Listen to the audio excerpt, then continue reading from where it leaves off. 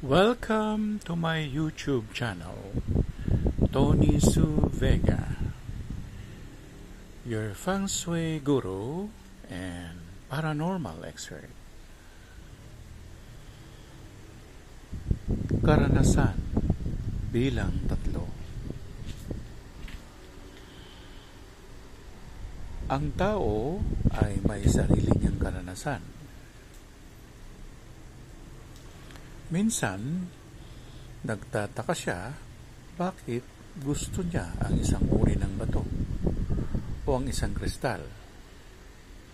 Bakit mas gusto niya ang mga mumurahing bato kagaya ng agate o ng carnelian?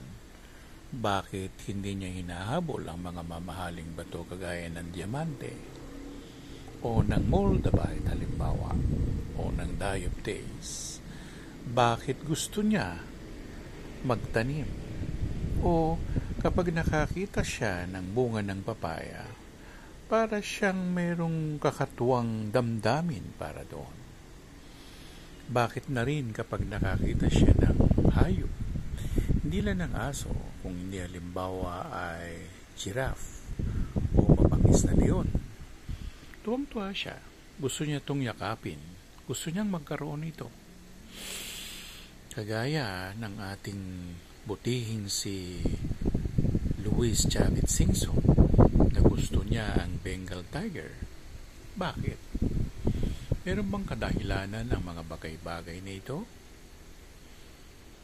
Ngayon, dalawa po ang evolusyon ng tao. Isang pre-evolution, ang ibig sabihin, wala pa ang daigdig na ito na nakikita natin sa ngayon. O post-evolution na kasama ang panahon na ito. Sa pre-evolution, kasama ang mga evolusyon, maaaring deity, bodhisattva, o mga kaanyuan na kagaya nito. Halimbawa, si Agni o si Hayagriva sa anyong apoy. O bakit malapit ka kay Chunti? Sa post-evolution naman, bakit gusto mo ang isang lugar? Bakit yung kaibigan natin na namatay na si Teresita Valenzuela, tunay na Pilipino, pero mas gusto niyang magsuot ng cheongsam? Kampante siya dito.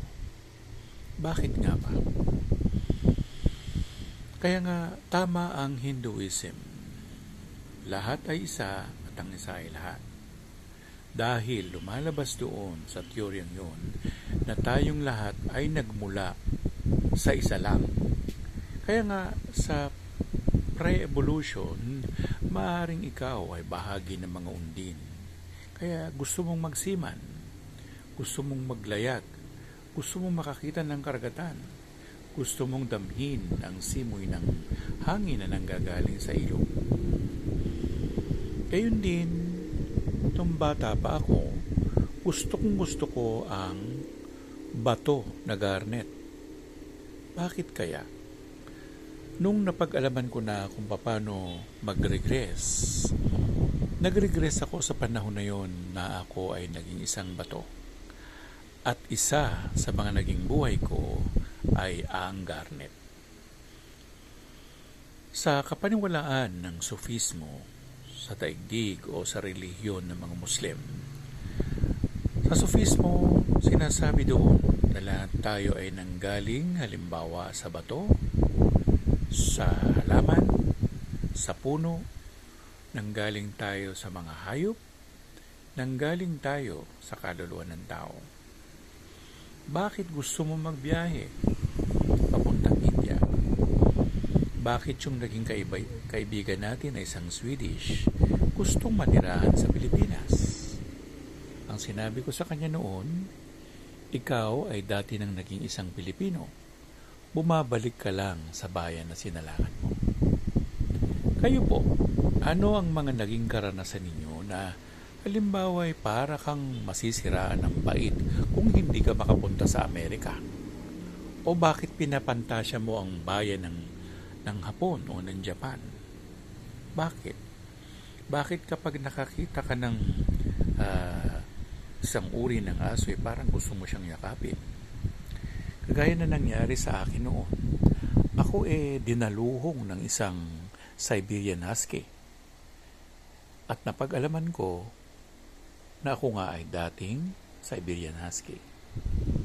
Nagbibigay lugod lamang siya o maaaring kumbaga nagbibigay galang siya sa kauri niya. Marami pang hiwaga ang bahay na tinitiran mo o itong katawan mo ngayon na isang komplikadong eksistensya dahil hindi mo alam, baka ikaw yung filial piety na dinadasalan.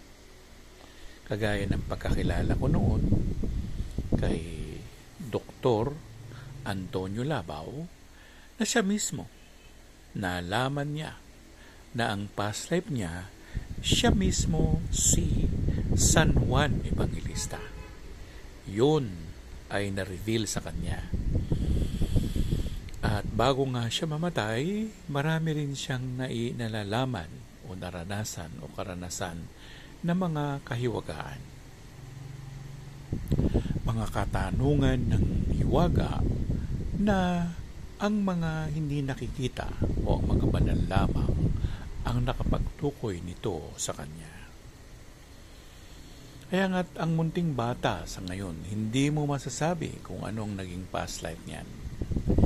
Hindi mo masasabi bakit itong anak ni Shelo na naging lolo niya, siya ang inuutusan. Bakit yung pangalawa kong anak o pangatlo kong anak, pag sinabihan ako, Papa, wag yan. Kasi naman ito ay naging tiyahin ko sa isang past life. Yan, kung nakikita ninyo, yan ang Asenso Kapinoy sa PTV4 na kasama si Francis Cardona.